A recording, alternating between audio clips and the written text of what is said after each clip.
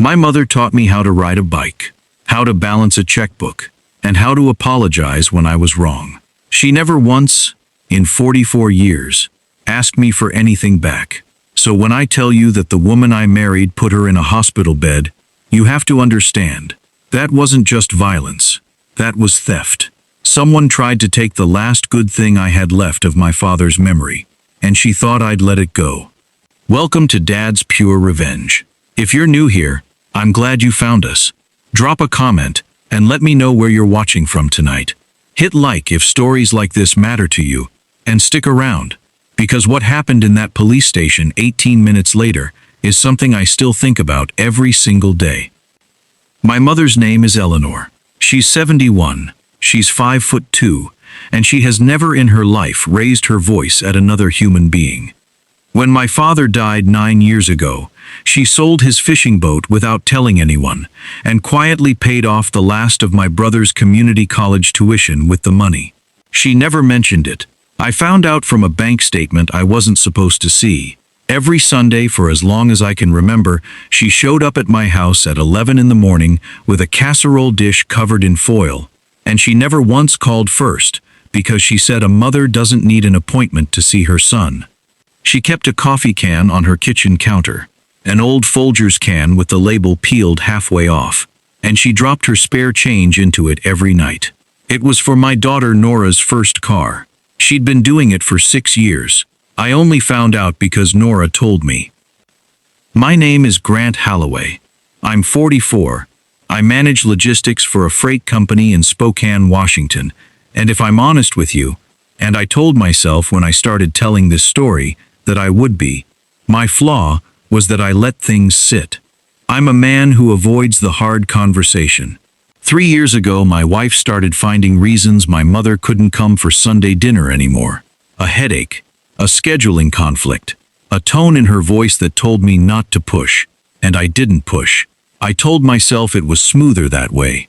I told myself I was keeping the peace in my own house. I never once asked my wife, straight to her face, why the woman who raised me had gone from a weekly guest to someone we saw twice a year at holidays. That's on me. I own that.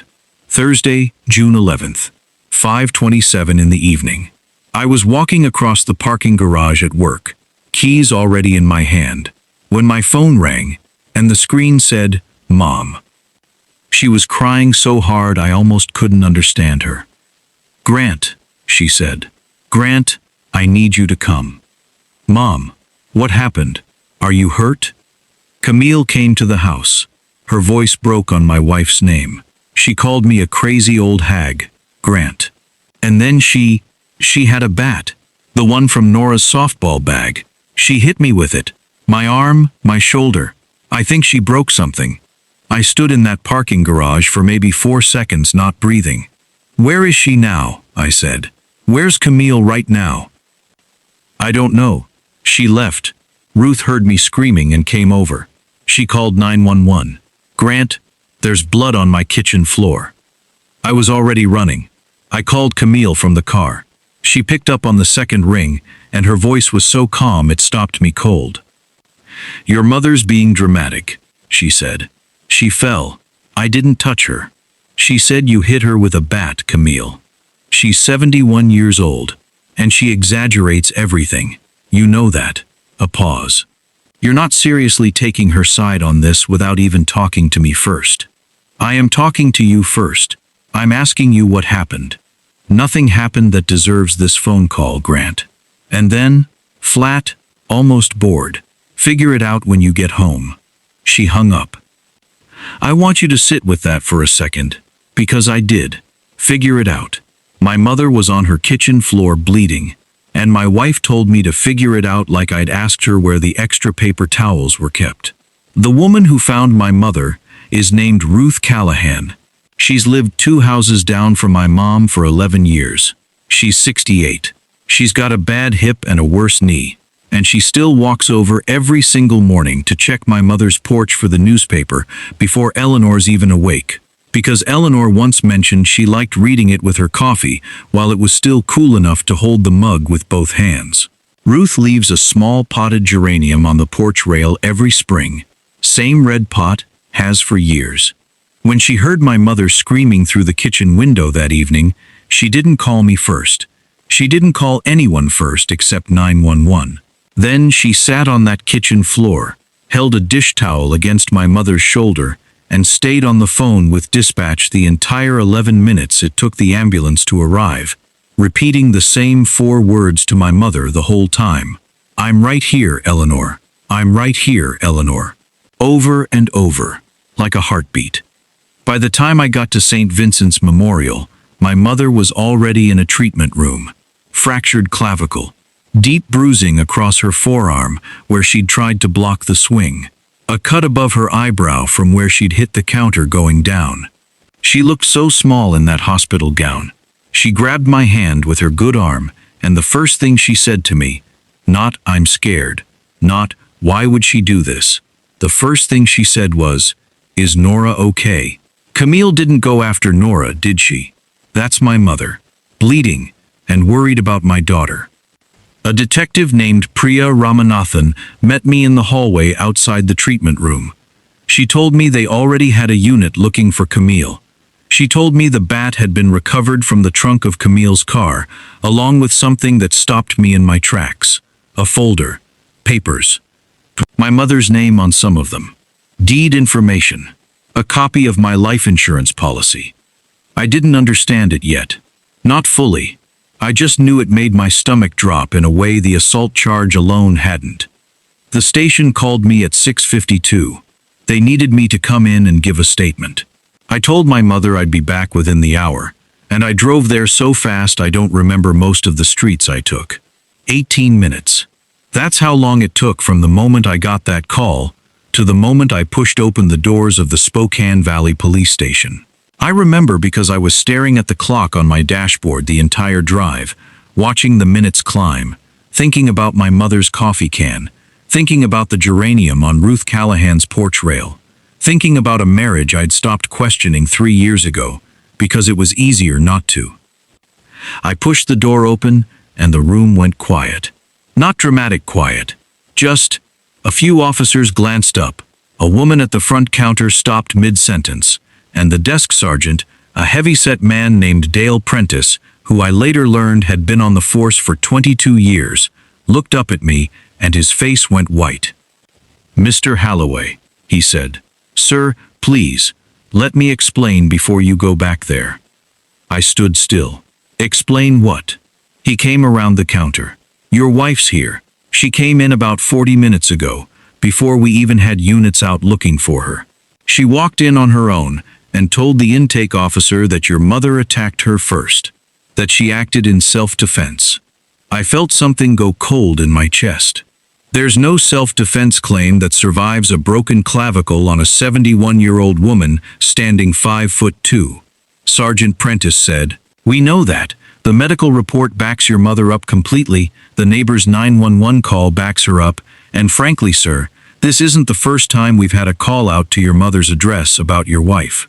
2 noise complaints last year that were really about shouting. A welfare check in March that your mother declined to press further on. We should have connected those dots sooner. That's on us. And I'm sorry." That's when it hit me. The folder in her trunk. The deed. The insurance policy. This hadn't started that afternoon.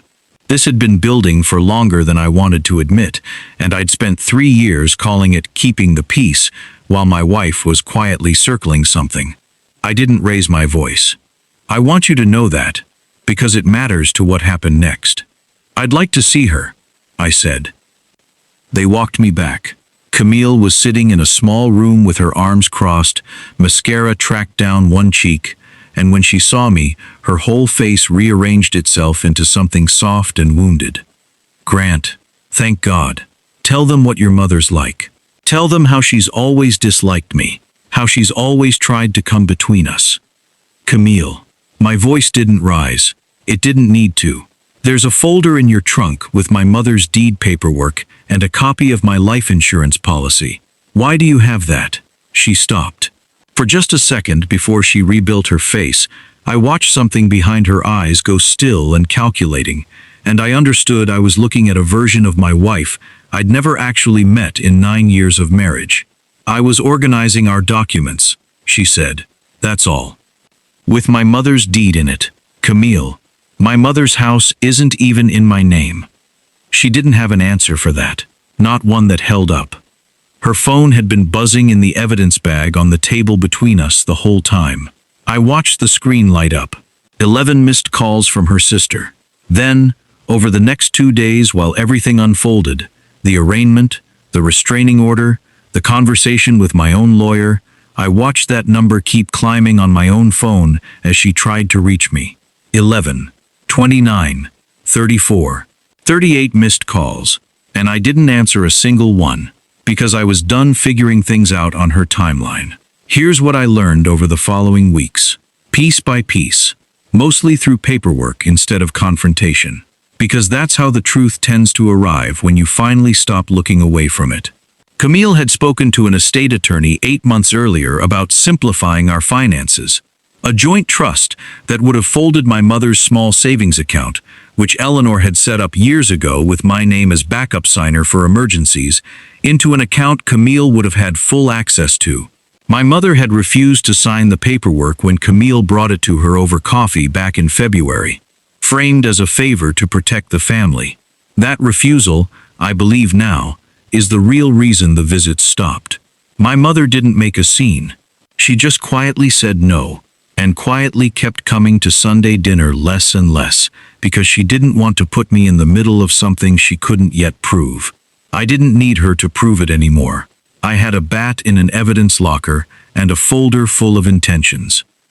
I filed for divorce 11 days after that night at the station. I also sat down with my own attorney and rewrote my will, removed Camille as beneficiary on my life insurance, and set up a trust for Nora, with my mother named as trustee, until Nora turns 25. I added one more name to that trust as a secondary guardian, in case anything ever happened to both my mother and me. Ruth Callahan. She cried when I told her, said she didn't do any of it for a reward. I told her that's exactly why she was getting one. Camille was charged with second-degree assault. She took a plea, probation, mandatory anger management, a permanent restraining order that keeps her 1,000 feet from my mother's house. She never apologized to Eleanor. Not once. Not through a lawyer, not through a card, nothing. I used to think I needed that from her, some acknowledgement, some crack in the coldness. I don't anymore. Her remorse, or the absence of it, stopped being my responsibility to manage the day I stopped answering her calls. My mother's shoulder healed slower than the doctors hoped, but it healed. She's back to Sunday dinners now, 11 o'clock sharp, foil-covered casserole dish in her good arm. Ruth still walks her geranium pot out every spring and sets it on the porch rail without being asked. Nora's coffee can is still on the counter, and last month my mother told me, almost shy about it, that she started slipping in a little extra now that she doesn't have anyone telling her to be careful with her money. I don't feel triumphant about any of this. I feel clear. There's a difference, and it took me 44 years and one very bad phone call to learn it. I'm not waiting on an apology that isn't coming. I'm not circling back to a marriage that showed me exactly what it was willing to do when it thought no one was watching. I'm just here, on Sunday mornings, holding the door open for my mother before she even has to knock. If this story meant something to you, I want to ask you for something specific tonight. Not just a like, though I'd appreciate that too.